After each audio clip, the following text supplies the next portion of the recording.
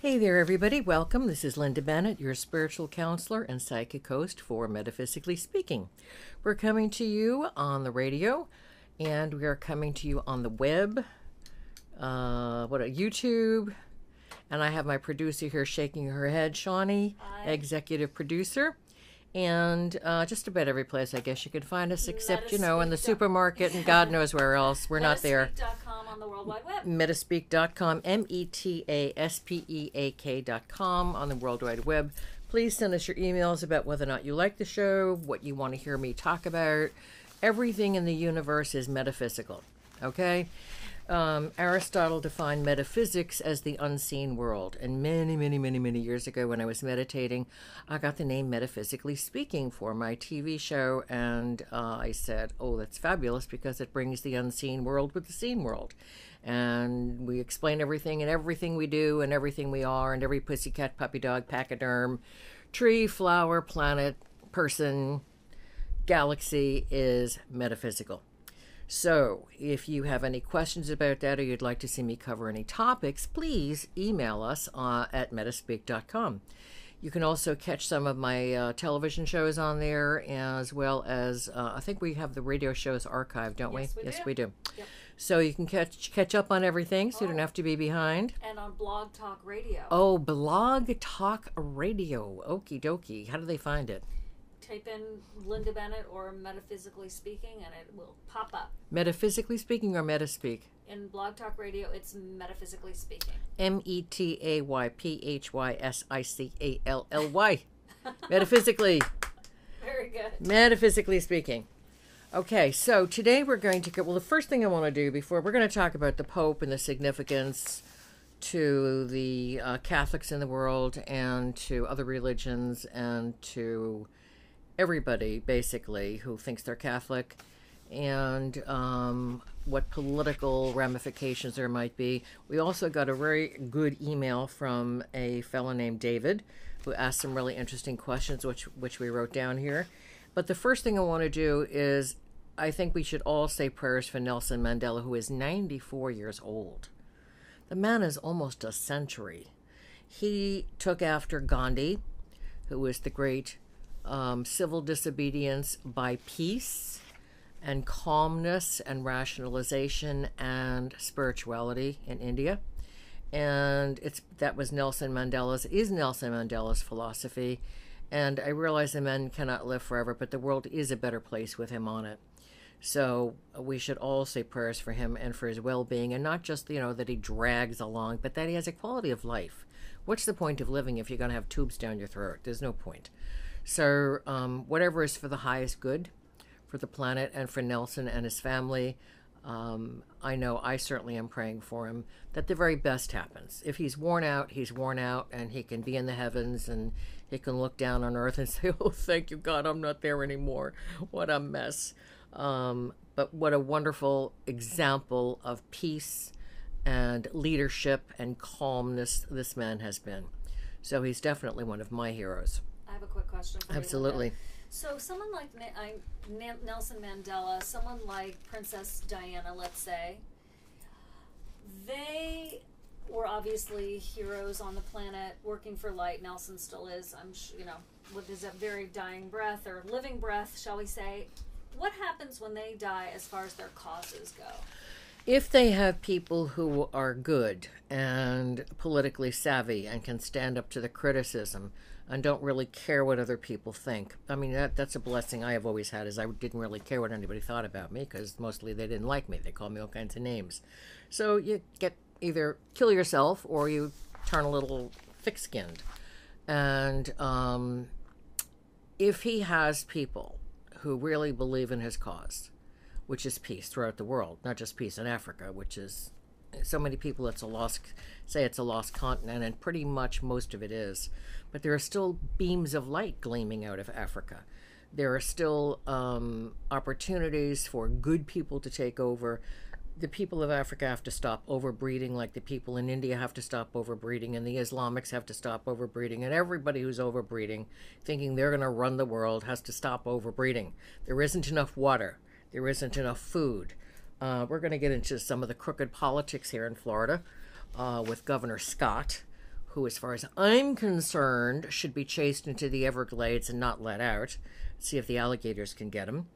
The corruption here is simply appalling, and the freshwater systems are well, we're going to get into that because there's going to be no water left. So you live in Florida and there'll be no water. You'll be all buying water from a bottle. So my question So is, Nelson Mandela's people, if they're strong enough, if they're dedicated enough, if they have made enough good political connections, can continue his work, continue to use his name in a positive way, not for their own ends, but for the ends of world peace. If they're not going to do that, then everybody shut up and go home. And sadly, with the violence that takes place on this planet, and not only just the United States, but this planet, and one of the things I really hate is video games. They use them for training for our soldiers for a good reason. They're violent, they're fast, they're clever, they're vicious. So if you have your 12-year-old, 9-year-old, or even 16 or 18-year-old kid watching them, shame on you. But Nelson Mandela, again, in the footsteps of Gandhi, is a wonderful world leader. So is the Dalai Lama. Also world peace, constantly talking about world peace, having respect for sentient beings. That's all beings with thought patterns, and that includes birds, people. That includes pussycats, that includes trees. Respect for all life. So these are 3 examples. Oprah Winfrey has done a good job in trying to spread that information. I think we miss her on the center stage. I don't know how many people are watching her on her channel OWN, but nevertheless, she had a broader audience. But I can appreciate that she was tired. I think she's had enough rest now. Let's move it along. But what do I know? I'm not Oprah Winfrey. I'm not her advisor. Some good shows on Sunday mornings. Super Soul Sundays are good. And who's up? Not me.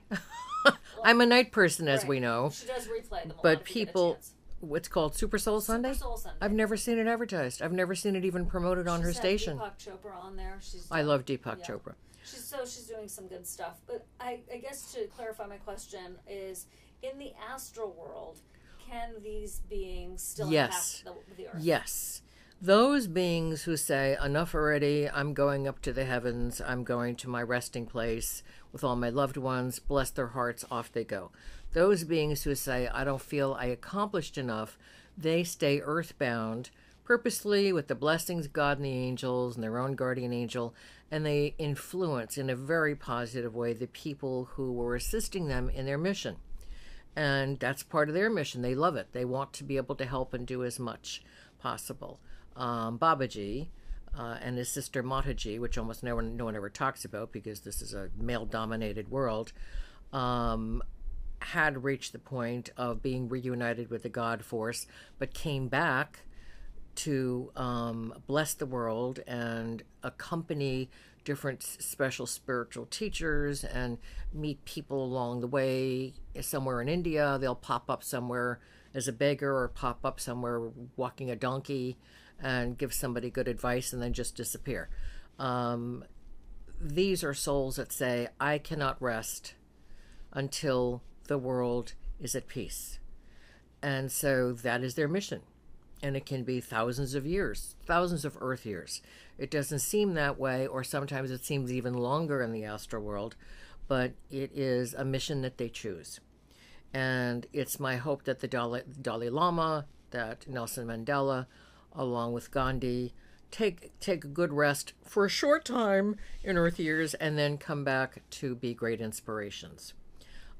Because regardless of your race, your religion, your color, your hair color, your eye color, your toenail color, the country you're in, good inspirations are good inspirations. That's right. And I think one of the tragedies is that people who belong to a religion only want to acknowledge somebody in their religion. So let's talk about the Pope. Let's talk about the Pope. Well. The first question that this David had was, what's the significance of the Pope retiring? Well, if you read the articles and you're keeping track of Vatican politics and what's going on, it is believed that Interpol is now investigating Vatican banking. And everybody says, oh, there's no Interpol really. Well, there is an Interpol. and they are police officers, specialists, criminal investigators, bank specialists, forensic experts from all over the world, and they investigate important issues. They also keep track of international criminals and notify the countries accordingly. But the Vatican banking system, remember, the Vatican is a separate country, and they can do what they please. That's why anything they want covered up gets covered up. And that's why when a pope dies and they want it to be quiet, zoom, poof, they don't even autopsy them, because basically they know why they died, whether it's nefarious or whether it's honorable.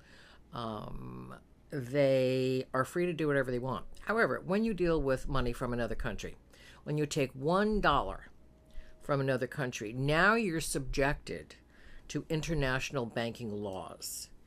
And in Godfather 3, when they talked about the corruption in the Vatican Bank, and the man who theoretically committed suicide but was probably knocked off by one of the insiders, and on and on and on and on, that was legitimate. They can only estimate how many multi-millions of dollars were stolen. This time, it's not changed, because all they did was sweep it under the rug, change a few names, change a few account numbers, and money is missing. And the butler who spoke... The butler did it. The butler did it. The butler spoke out and revealed information, because he worked for the former pope, has been very helpful with Interpol and the Swedish banking system, and trying to uncover where the money went, who's got it. Just like Yasser Arafat, regardless of whether you like Palestine, you don't like Palestine. Frankly, I think there should be an Israel and a Palestine, the way it was thousands of years ago. Arafat stole millions, and his wife claims not to know anything about it. Well, I don't know how many millions of dollars she returned just so she could stay comfortable. That would have been the smart move. I've got no insider information on that. But the information that pretty much everybody has who reads anything or watches CNN is that they're looking for the money in the Vatican. The scandals involving the bishops and the archbishops who covered up for the priests and the bishops who were accused and convicted and proven, with so many people coming forward about child sexual abuse, whether it's raping of boys or raping of girls or both, and how they got shifted around from parish to parish and they got covered up for. That is a scandal that is still brewing. Frankly, I don't think getting $10 million because you were sexually abused is good. I think building a center and training psychologists to take care of children is a much better use. You want $1 million? Okay, here's $1 million. But bankrupting an entire religion because somebody abused you, which is a nightmare, by the way. It happened to my cousins with Catholic priests. That's not the answer. The answer is remedy the system. Frankly, I have a very harsh view, even as a yogi, of someone who abuses children or animals. I think they should be taken out after you check the DNA, because we know how important DNA is. So you make sure you have the right So you make sure you got the right criminal. Take him outside and shoot him and hang him in the town square. And put a big sign on the front, say, this bum molested. I see how I was careful not to use a naughty word. This bum molested children. Are you next? And I bet you that's going to really put a damper on anybody thinking of abusing a child or an animal. These people abusing animals are just as sick. Animals, cats, dogs, desperately want to be loved. They have been genetically programmed at this point of evolution to love people, want to belong to a family, and anybody who abuses an animal, again, take him out, shoot him, hang him on a flagpole, put a sign, say, I abuse animals, are you next? And we can go from there. I have other ideas, like drug dealers. We have 3 minutes left. Yeah, but oh, no. No, it's okay. We have plenty of time. We have to talk about the Pope. I know, But this is part of the reason why he resigned. He could not deal with, at his age, he could not deal with all of the scandals that are blowing up in his face. And to me, the most telling thing is he came from, you've heard of the Jesuits and the Dominicans and all the different St. Leo's, I can't remember what. There's all these lineages. There's all these St. Francis of Assisi's, all these lineages of priests from different thought patterns, as well as for nuns. He came from the lineage that was in charge of, are we ready? Yeah. 1, 2, 3, the Inquisition. They renamed it back in the 80s. I don't even remember what they renamed it. But everybody who is Catholic and everybody who has half a memory knows that he was head of the group of priests that traditionally, going back to the 1300s, actually it went back earlier than that, because the so-called Catholics killed off the Cathars, who believed what we're going to be talking about in a few minutes, and we've talked about on the show before. They slaughtered the Templars. Philip and Philip of Spain or Philip of France, I can't remember which one. I think France borrowed thousands of dollars from the Templars and didn't want to pay it back. So he's the one who initiated the raid on the Templars, which fortunately they were tipped off. America Unearthed, I think it's called, is a really good show on the History International channel. And this archaeologist goes around and discovers things which we will talk about in the next segment, or maybe the next show. I'm not sure if we get to it. But fortunately, Templars escaped to Scandinavia, to Iceland, to Greenland, to Canada, and came down the St. Lawrence Seaway and went across the United States. So anybody who was against the Catholic Church or didn't go along with their rhetoric was killed and declared a heretic, and burned at the stake, whatever nightmare they went through. And that is what they did to most of the Templars. So this is the lineage that Pope was from. The one that we have right now? No, the one that just retired, left. right? Yeah, just retired. It's the first Pope in 600 years who's retired, so it's like not a pattern. And then we'll also talk about, when we come back after break, about the predictions of being the last Pope. Saint Malachy. Yes. Yes, indeed. Talk okay. about a cliffhanger, Linda. Talk about a cliffhanger. Here we go. You stay with us, because we're coming right back with Metaphysically Speaking. And this is Linda Bennett back with Metaphysically Speaking, and all of you. And my poor executive producer is throwing herself on the floor because she said, here we're talking about the peace of the Dalai Lama and Nelson Mandela and Gandhi. And is that light supposed to go off? Yeah. Oh, fine. okay. Thank you. I don't notice all these recording things while I'm busy talking you're to doing all of great. you. So here we are. And then she's very upset because I said I think that the governor should be dragged out to the Everglades and left there, and that we should shoot people in the head who abuse animals and children and hang them in the town square on the flagpole. So it's a little bit of conflict in your perspective. And I said, golly whoppers, I'm a Gemini sun sign, and we see the duality of things. So I think, first of all, relocating these people, some of them were sent to psychologists for counseling. Nothing works. I'm going to tell you right now that being a pedophiliac is from past lives. And just because it happened to you, all the more reason why you would not harm anything else. Not even a birdie, not even an earthworm, not anything. Termites, yes. Ants, yes. Okay, get them out of your house. But nevertheless, if something happened to you, why would you want to turn around and cause that harm to someone else? This is from many lifetimes perhaps, enough lifetimes to have left a subconscious impact upon you. And remember, even children today are battered. Girl children are killed. They're thrown off cliffs in Afghanistan and the Middle East. They're not valued. In China, girl babies are left alongside the road. Now they're all upset because they're busy kidnapping from other parts of the country because there aren't enough girl babies. So if a guy, some farmer somewhere needs a girl, there's a ring of Chinese terrorists, as far as I'm concerned, who kidnap girls from the other parts of the country who will never find their way back. There are no phones in the rural area. Yeah. And then they take girls in the rural area and bring them to the town. And if they treat them well, then, that's better than being back on the farm. But you don't kidnap people for your advantage or somebody else's advantage. So all of this, well, let's just see if we can rehabilitate them in prison or send them to a counselor. Doesn't work. It's programmed in their minds. It's not going to happen in this lifetime. What they need is constant counseling, guidance, chains, and it happens again and again and again. So I am very draconian when it comes to things of harming innocents, harming children, harming animals, innocents. I'm also draconian about raping women. They even rape nuns. They rape.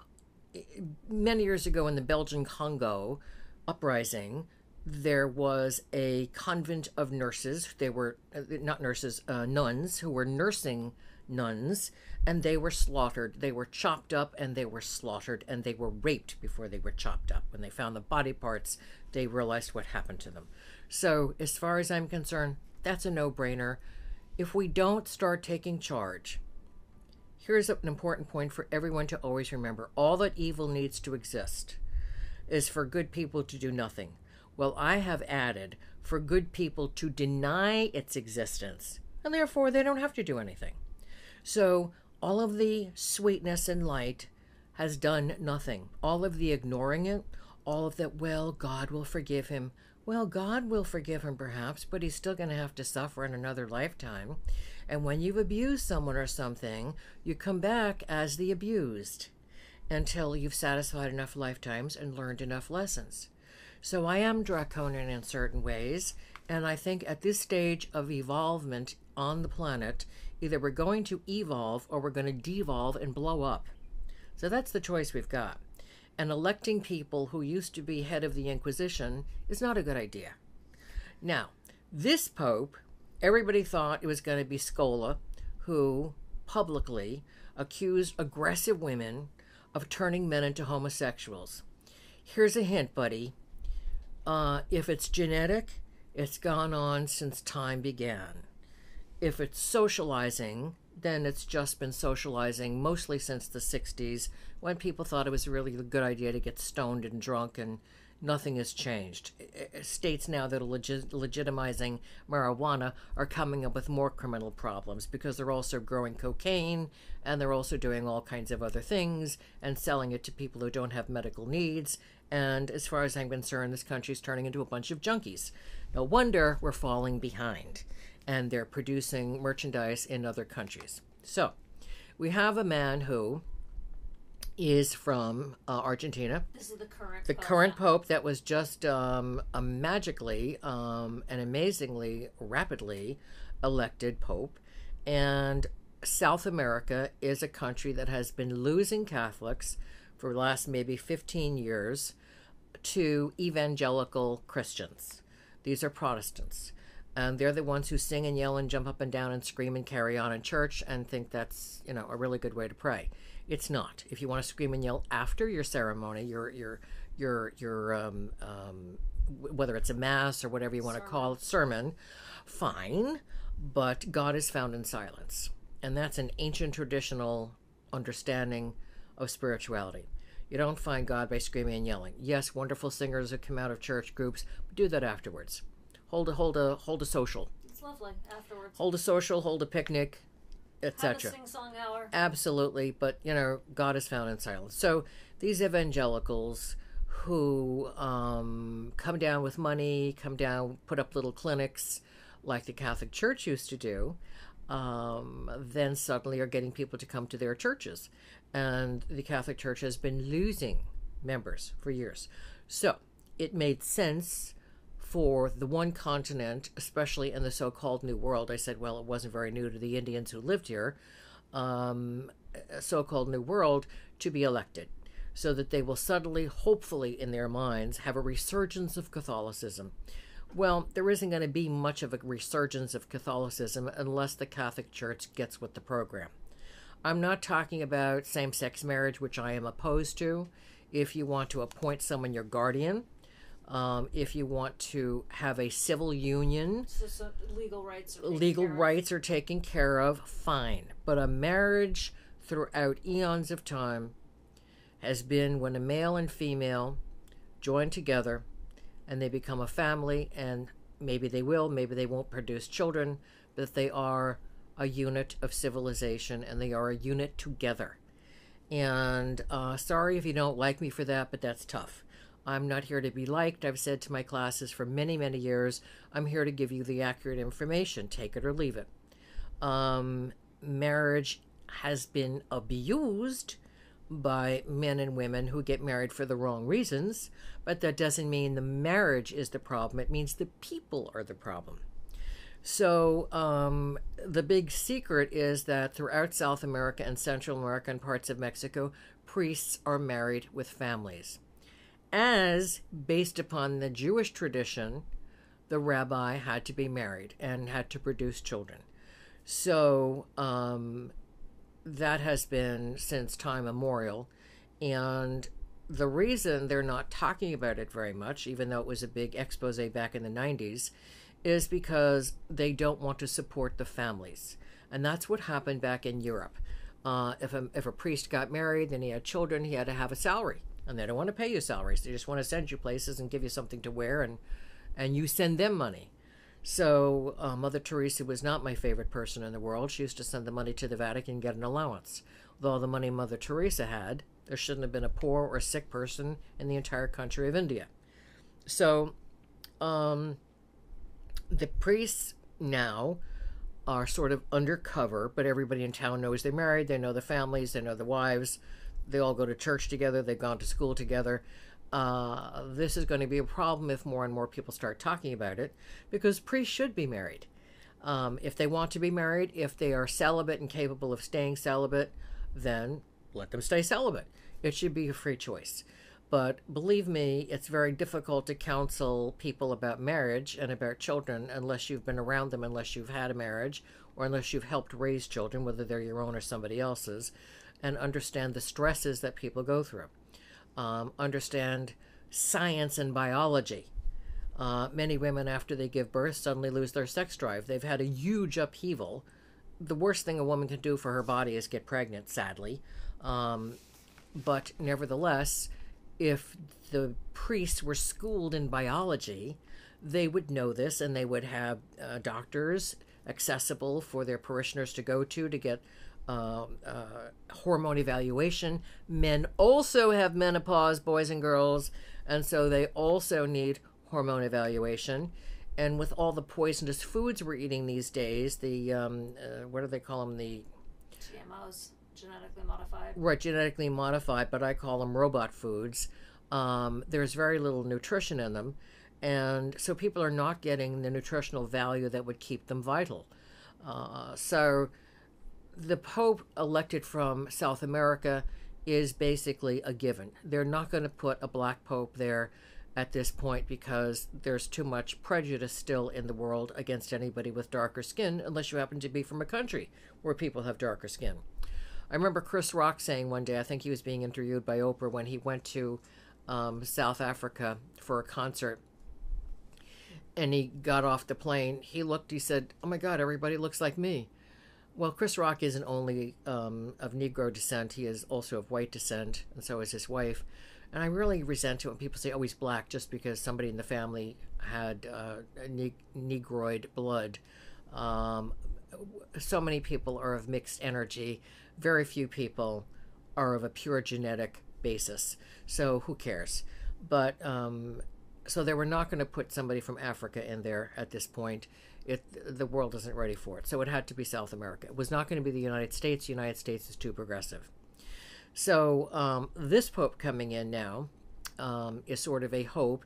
And I think one of the things, I'm going to turn on my Ott light, which is a fabulous light if you have a lot of paperwork to do or you're working on your taxes.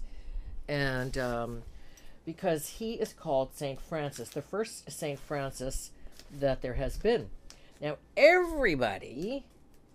Oh, wait, I wanted to say what Scola said. Yes, he said that women, Scola, the other one they were considering, said that aggressive women cause homosexuality. I did say that, okay, and that's how we started talking about that. But everybody's assuming that the Pope is taking his name from St. Francis of Assisi. Well, there was Francis of Rome, born in 1384. There was Francis Cabrini, back in 1850. There was St. Francis of Assisi, who has always been one of my favorites. I've got a little statue of him outside there. And St. Francis of Camporosa, Francis of Paola, Francis Borgia. Yes, Borgia, we'll get back to in a minute. You're thinking, where do I know that name? Francis di Girolamo, Francis de Sales, which if you are a Catholic and you've gone to school, you know him. You've gone to Catholic school. There's Francis Solano, Francis Xavier, same thing if you've gone to Catholic school. And that's it. So there are a lot of St. Francis. There are a lot of St. Francises. But he's not specifying who. But he ain't speaking a word. Why would he do that? Well, because he wants everybody to speculate. And the warmth and love that people have, even I had a Jewish neighbor who had a St. Francis of Assisi statue when I was a little girl. I said, what are you doing with St. Francis? She said, I just like the way he treated animals. I like the fact that animals liked him.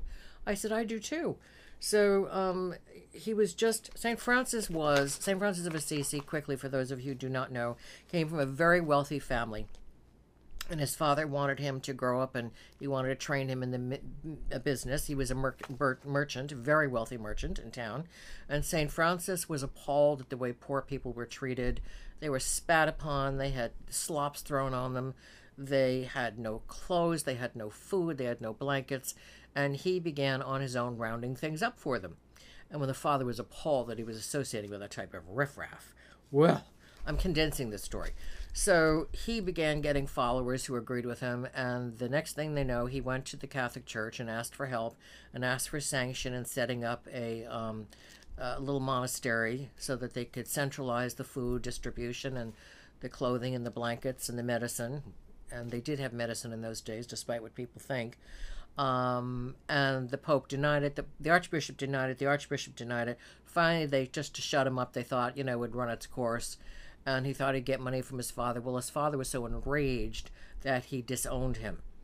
And they were constantly harassed by the Catholic Church, even though they were set up officially, allowed to exist, because they weren't going out of business. And more people in town were developing a social consciousness. And so they were donating more food, and the poor were being taken care of. And St. Francis, wherever he went, he was followed by birds, by squirrels, by bunnies, whatever was out there. That's why you see him with birds and bunnies and squirrels usually hanging on his robe or in his lap. There's a wonderful statue I'm not paying $500 for, but there's a really good, I think it's called Toscano catalog, and they have a wonderful statue there with a deer. It's just a beautiful statue. And like I need another statue in my yard. So he continued his mission. When he died, the Catholic Church raided that little monastery, burned at the stake the priests who refused to renounce St. Francis. Others escaped and continued the work of St. Francis of Assisi. And that's the thanks you get when you go against the autocratic ways of any kind of a government or a religion. So that's who people are hoping he takes after, but he does not. Francis Borgia, you've heard of Lucretia Borgia, who was the daughter of the Pope. Yes, indeedy. Pope Alexander VI was a Borgia, and he and his son Cesare and I think John were murderous individuals who had people slaughtered in the street. Poisoned was his favorite, and they blamed everything on poor Lucretia, who turned out, I believe, she was sexually abused by her father. There are records of him observing her being deflowered, as they used to say in those days, by her first husband, who he murdered. So this Francis Borgia did everything he possibly could to undo a lot of that, the horror that Borgia created. So we have a bunch of St. Francis's of here. And the interesting thing is that in the paper on March 29th, it says that the Pope deviates from rules in the ritual. The Pope normally around Easter time visits a place with poor people and he washes their feet. And up until this time, it has never been a woman. but he washed and kissed the feet of 2 young women at a juvenile detention center, a surprising departure from church rules that restrict the Holy Thursday ritual to men. Well, there will never be peace on this planet, by the way, unless men and women treat each other equally. No pope has ever washed the feet of a woman before, and Francis's gesture sparked a debate among some conservatives and liturgical purists who lamented that he had set a questionable example. Liberals welcomed the move as a sign of greater inclusiveness in the church. Well, boys and girls, we're going to cover that when we come back because we've got to take a break, and we'll be back with more Metaphysically Speaking. Okay, this is Linda Bennett. We are back with more Metaphysically Speaking. You can find us on the World Wide Web, on YouTube, on Blog TV, on Blog Talk Radio, pardon me, and in Sarasota on WTMY and AM. And gosh knows wherever they have some kind of a hookup for a computer, I guess we're there. Facebook, Twitter, the whole nine Facebook, yards. Twitter. It's either metaspeak.com that you have to type in, Linda Bennett, or metaphysicallyspeaking.com. METAPHYSICALLY. My fabulous executive producer reminded me that, number one, so who is this guy taking after? We do not know. That is to be seen, but I do not see any female priests happening in his lifetime. Female priests or female popes? There'll never be a female pope in the next 1,000 years. I can dream. Females would disband half of everything that goes on in the Catholic Church. I don't see female priests. What may happen is what already exists in a lot of American and Canadian and some South American churches, which I can't remember what it's called, but it's like an assistant priest, and they officiate. Certain Protestant churches have an officiant appointed for each particular service to give out communion, and their form of communion, which is just as valid as the Catholic form of communion. I more than once had some idiot say to me, well, the only real communion is the Catholic communion. Really? Jesus was Jewish. So let's knock it off. So I do expect him to be kinder towards women, but not make any great political moves. And I believe that the Red Velvets, as some of them are known, the power behind the throne, so to speak, the Vatican Mafia, not gangsters, but that's what they're called, the Vatican Mafia, if he tried to issue an edict appointing women as priests, he'd be assassinated. Wow. He'd be gone. Well, so that's not good because he's driving around without the Pope mobile. Yeah, and that's very easy to knock him off. I think he's got a death wish. Not only that, but yes, the hotel that he's moved into is owned by the Vatican, but it's stupid because they can't protect him there the same way they can protect him inside the Pope Palace. So he's asking for it, basically, in a very strange way. I don't think he really wants to be the Pope. And with all the crazies and the recent assassination attempt on 2 popes ago, the one from Poland, shot by the Muslim crazy guy, and who the Pope forgave, bless his heart. I think that should be a warning. And it's sad that we live in a world where people think they have the right to come up and shoot you just because they don't like you or your politics or your hair color or your skin color. But nevertheless, we do, because there's too much hatred, there's too much exclusiveness. Exclusive to be Jewish, exclusive to be Catholic, exclusive to be Islamic. Screw it all. We're all sparks of God. And frankly, there'll be no peace on the planet unless 2 things happen. Number 1, religion is eliminated. Number 2, and we have spirituality. Number 2, women have their equal position on this planet the same way they do in the universe, the same way they do with Buddhism, Hinduism, Jainism, Zoroastrianism, even though Zoroaster was considered a male fire religion, and that's talking about the different elements of the different leaders, what they represent, whether you're active or passive. So I expect that this Pope will either be bumped off, because I think that's part of his, even if it's a subconscious death wish. Sadly, I'd like to see him make some very positive changes, but the Catholic Church is going to have to change radically, or it will come to an end. It'll become irrelevant. It will become irrelevant. And you mentioned before about the predictions of the end of the Catholic Church. And I don't have my paperwork in front of me because I didn't plan on talking about it today. But St. Malachi talked about his predictions. He was a great prophet. And there's no way they could call him a demon or evil because he was very well educated, very well liked throughout the Catholic Church and throughout non-Catholics. And he made a bunch of predictions which all came true. And I think it's the Pope after this one is going to be the last Pope. Okay, but he had predicted that the last Pope would be assassinated. the previous Pope, then the one Right. we have right now, would be the last Pope. Right. Boom. So Right. by resigning, Yeah. that Pope also created a space whereby a sitting Pope did not die. The other one who predicted the probable end of the popes, the Catholic Church can continue very nicely without a Pope and have individual Catholic archdioceses the way they have them now, was Padre Pio, who I saw a picture of that man and fell madly in love with him as a dear, sweet soul. And he died, I think, back in the 50s or the 60s, and he predicted a lot of things going on in the Catholic Church. And he was a great, I don't think they've made him a saint yet. I think he's a step before the saint. I could be wrong on that. I also have a lot of information on him. But he also predicted the demise of basically the Vatican and the popes because of the splinterization amongst Catholics around the world, which is fine. We don't need a giant church. We don't need giant Islam. We don't need giant Judaism. We don't need giant Protestantism. We don't need giant anything. What we need is to understand that we're all part of the divine light.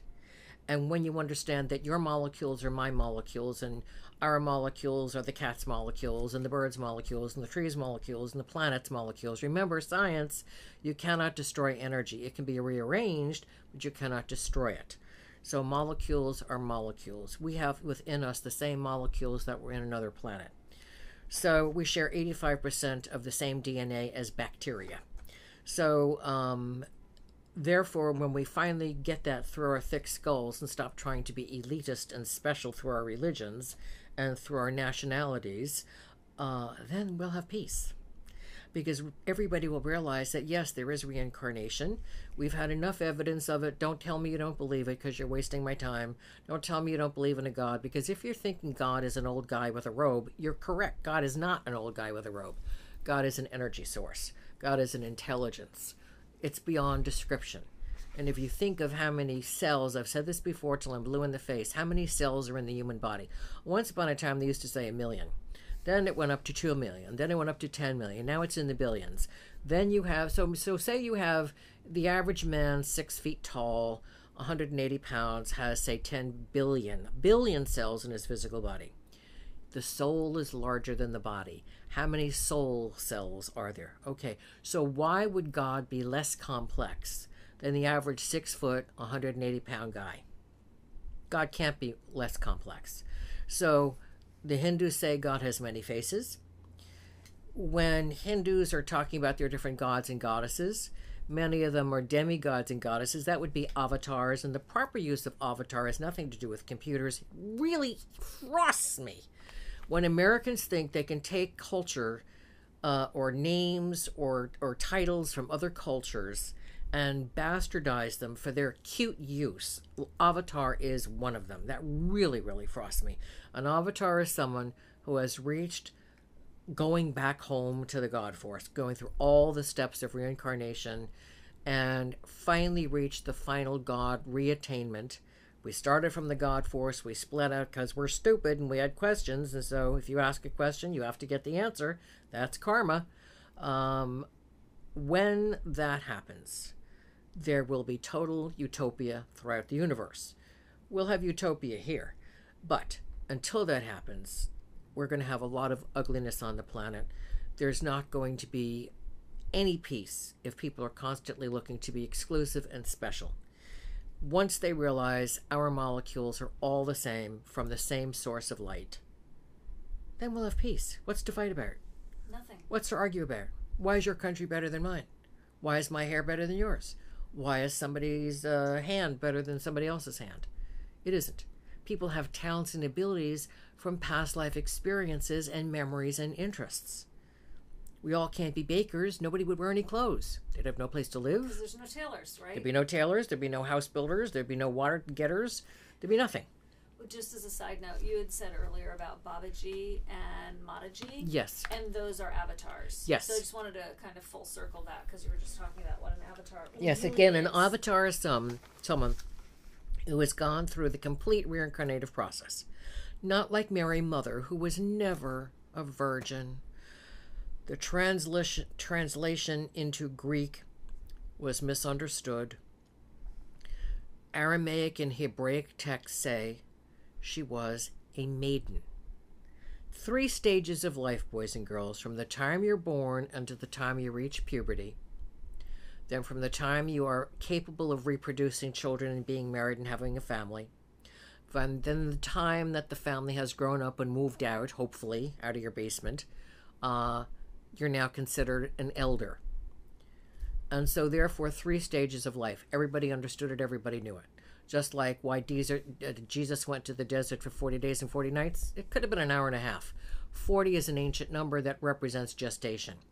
It represents the time the seed is planted until it sprouts. So everybody knew that. It's not 7 days on the physical planet. It's 7 days that are part of an era. And so everybody knows from ancient texts that Mary was not a virgin. But theoretically, she never had to go through the reincarnative process. Theoretically, she was created or split out from the God force for that job. Probably so was Joseph. Probably so was Jesus. Except he talks about in the Bible of having been Elias before. I think it's Elias and Elijah, and he was talking to somebody else. So he still could have been an avatar that came back to prepare. But then they go right back up to the heavens, unless they choose to come back and influence the planet they spent so much time on. So that is Babaji is father and Mataji is mother. There were translated into English from the ancient Hindi, and they reached their final reincarnative process and said, I cannot rest until we go back and we help all people be God realized. So that is a great sacrifice. It has nothing to do with computers. And there's a handbag company that sells on television that calls themselves Big Buddha, which is highly offensive to me. I would never purchase a thing from them. It is highly offensive. How dare they? Would they call it Big Jesus? No. Would they call it Big Moses? No, I don't think so. But they think they have the right to bastardize a special being on the planet. Because Buddha is still here. So is Mary. So is Green Tara, who is in charge of healing and compassion. They're all still on the planet. That's the demigod, demigoddess avatars who are still here to help and make the road better and smoother and calmer and more bearable for all of us who are troubled souls. Otherwise, we wouldn't be here. So the idea of taking somebody else's culture and bastardizing it so you can make a buck, to me, is horrifically offensive. I don't think they should be dragged out and stuck on a flagpole, but nevertheless, take them out and flog them a little bit and say, enough already with the bastardizing. Have a severe talking to. So the idea of the Pope, what's he going to do? We have no clue.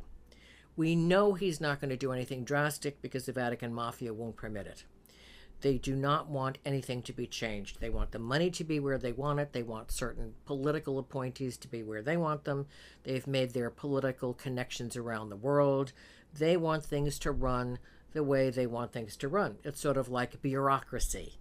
Only that bureaucracy is death, because we know that there are popes who have been assassinated.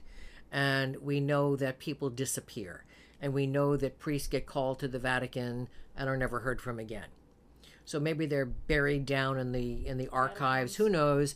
But nevertheless, they are death to the Catholic Church rather than life, because you cannot keep things stagnant. And if they went back to Jesus' teachings, which are Buddha's teachings, because he was in India and Nepal and Tibet. Love God as you love each other, and love each other as you love God, and be kind. That's what Jesus taught. That's what we know basically that he said. That is the message that has survived. All of the politics of it, taking the Mass away from the families, because Jesus had the church, the services at home with a chosen male and a chosen female. They chose by lots who was going to be the priest and priestess for the ceremony. The Celts did the same thing. They loved to worship outside because, like the Celts, they believe that God is too huge to put in a little building. Now, if there's a storm, obviously no one was outside, so let's not be silly. But nevertheless, they had the mission of Jesus was to restore the balance of the male-female energy. His wife, Mary Magdalene, his mother, Mary Mother. Remember, Catholics and Jews take a special name when they become a priest or a rabbi or a nun. And so that was the custom then. It's the custom now. We don't know what their names were. Doesn't matter. All we know that they're special beings who came here to the planet to create wonderment and equality and balance and harmony. And it hasn't happened. We have 3 minutes. Oh, I'm 2 exhausted. Minutes, sorry, but you've covered a lot of territory. What are your final thoughts? Well, interesting. What was that show I said? America Unearthed. We're going to talk about that in the next segment because that deals with the Templars and that deals with early history of the United States. There was a show called Destination America. It was a 2-hour show which was called The Secret Family of Jesus, which was half crap because they didn't even mention Mary Magdalene. The interesting thing is they did mention in the last 15 minutes of the show that the Greek version of the Bible, which was the original translation from the Aramaic and the Hebraic, did mention in the Greek Bible that Jesus was not God. Jesus never claimed to be God. He was a special person. There was no virgin birth. There was no resurrection, which we do believe happened, but we've talked about that on the Christmas show. It didn't happen the way they said, that he died and disappeared. He took us family and left town.